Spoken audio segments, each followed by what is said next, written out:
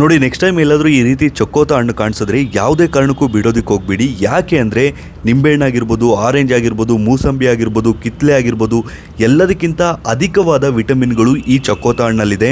ಮತ್ತು ಕಿಡ್ನಿ ಸ್ಟೋನನ್ನು ಕರಗಿಸುವಂಥ, ಅಂದರೆ ಒಂದು ವೇಳೆ ಕಿಡ್ನಿ ಸ್ಟೋನ್ಸ್ ಇದ್ದರೆ ಅದು ಮೂತ್ರ ವಿಸರ್ಜನೆಯ ಮೂಲಕ ಹೊರಬರುವಂತೆ ಈ ಚಕ್ಕೋತ ಹಣ್ಣು ಕೂಡ ಹೆಲ್ಪ್ ಮಾಡುತ್ತೆ. ಮತ್ತು ಕಿಡ್ನಿ ಸ್ಟೋನ್ಸ್ ಬಾರದಂತೆ ಕೂಡ ಈ ಚಕ್ಕೋತ ಹಣ್ಣು ಅನ್ನೋದು ಹೆಲ್ಪ್ ಆಗುತ್ತೆ. ಮತ್ತು ಇದರಲ್ಲಿ ಆ್ಯಂಟಿ ಆಕ್ಸಿಡೆಂಟ್ಸ್ ಅನ್ನೋದು ಜಾಸ್ತಿ ಇದೆ. ಸೊ ರೋಗ ನಿರೋಧಕ ಶಕ್ತಿ ಇಂಪ್ರೂವ್ ಆಗೋದಕ್ಕೆ ತುಂಬ ಹೆಲ್ಪ್ ಮಾಡುತ್ತೆ.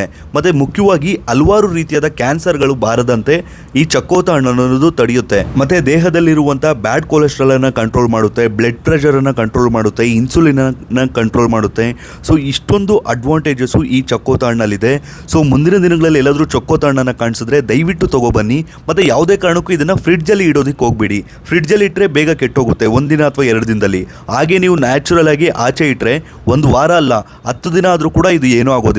ಸೊ ದಯವಿಟ್ಟು ಈ ವಿಡಿಯೋನ ಎಷ್ಟಾಗುತ್ತೋ ಅಷ್ಟು ಶೇರ್ ಮಾಡಿ. ನೆಕ್ಸ್ಟ್ ಟೈಮ್ ಏನಾದರೂ ನಿಮಗೂ ಕೂಡ ಈ ಚಕ್ಕೋತ ಹಣ್ಣು ಕಾಣಿಸಿದ್ರೆ ತೊಗೊಬಂದು ನೀವು ನಿಮ್ಮ ಫ್ಯಾಮಿಲಿಯವರೆಲ್ಲ ತಿನ್ನಿ.